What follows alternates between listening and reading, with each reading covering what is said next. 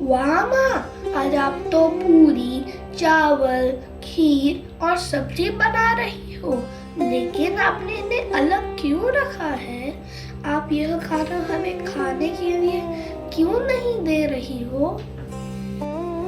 बेटा, आज पितृपक्ष है। ये 16 दिन का समय होता है जब हम अपने पूर्वजों को श्राद्ध और तर्पण करते हैं। श्राद्ध का मतलब होता है उन्हें अन्न और भोजन चढ़ाना, और तर्पण मतलब होता है उन्हें जल और तिल अर्पित करना। यानी खाने पीने की चीजों से हम उन्हें याद करते हैं और हम उनका धन्यवाद करते हैं। महाभारत में कथा आती है, जब कर्ण स्वर्गलोक पहुंचे तो उन्हें सोना चांदी मिला पर भोजन नहीं। कर्ण बहुत दुखी हुए और इंद्रदेव से पूछा, ऐसा क्यों हुआ? इंद्रदेव ने कहा, कर्ण, तुमने जीवन भर सबको सब कुछ दिया पर अपने पितरों को भोजन नहीं दिया, इसलिए तुम्हें वही मिल रहा है जो तुमने दिया। कर्ण ने प्रार्थना की और अपनी भूल स्वीकार की। तब इंद्रदेव ने उन्हें कुछ दिनों के लिए धरती पर वापस भेजा ताकि वे अपने पितरों को अन्न और जल चढ़ा सकें। तब से पितृपक्ष की परंपरा शुरू हुई। क्योंकि बेटा, भोजन ही जीवन का आधार है। जब हम भोजन अर्पित करते हैं तो हम अपने पूर्वजों को प्रेम और पोषण का संदेश भेजते हैं। इससे उनकी आत्मा को शांति मिलती है और हमें उनका आशीर्वाद मिलता है।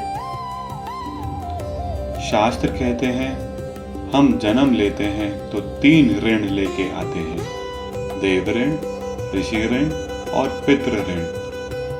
पितृपक्ष वो समय है जब हम अपने पितृ ऋण को चुकाते हैं।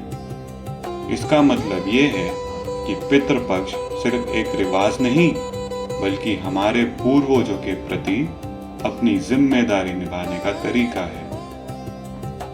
बेटा, पिताजी के दादा दादी अब इस दुनिया में तो नहीं हैं, लेकिन उनका आशीर्वाद हमेशा हमारे साथ रहता है।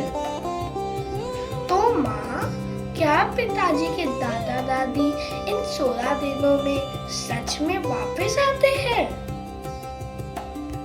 हाँ बेटा, ऐसा मानना है कि पितृपक्ष में वे धरती पर लौटते हैं। जब हम श्राद्ध और तर्पण करते हैं तो वे तृप्त होकर हमें आशीर्वाद देते हैं।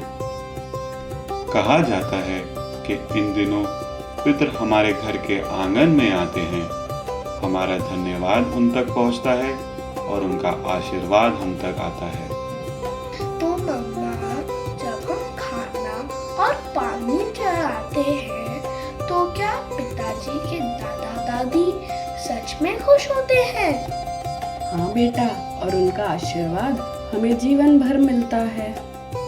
पितृपक्ष हमें सिखाता है, जैसे पेड़ अपनी जड़ों से मजबूत होता है, वैसे ही हम अपने पूर्वजों की वजह से हैं।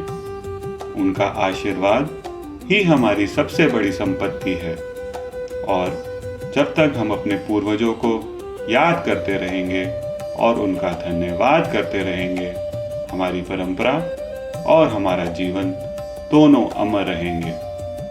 आप भी इस पितृपक्ष अपने पूर्वजों को याद करें और उनका धन्यवाद करें। अगर आपको हमारी वीडियो अच्छी लगी तो कृपया करके सब्सक्राइब करें।